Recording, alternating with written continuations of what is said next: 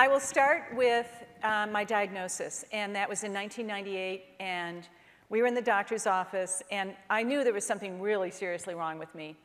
And when I went to the doctor's office, there was a pamphlet, and on that pamphlet there were 3 choices for me: ALS, MS, or Parkinson's.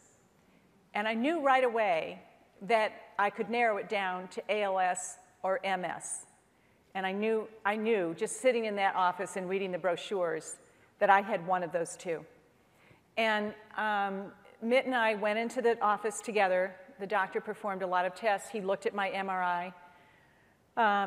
And then he told me that I had MS, and he gratefully left the room.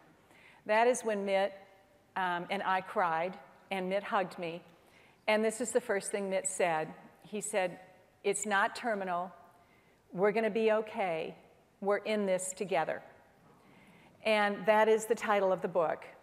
But now that I've lived through this experience, and now that I've been on the campaign trail, and I've seen hundreds and thousands of people coming up to me during those times, knowing that they were suffering, they were there for me, I committed then that I would do something for them, and I kept telling them, "I'll be there for you."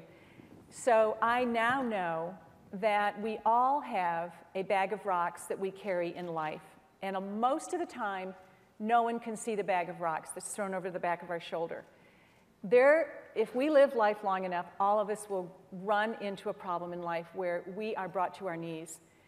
And whether it is with a disease, or with a loss of a loved one, with bankruptcy, with a failed marriage, whatever, there will be a life crisis that all of us will go through.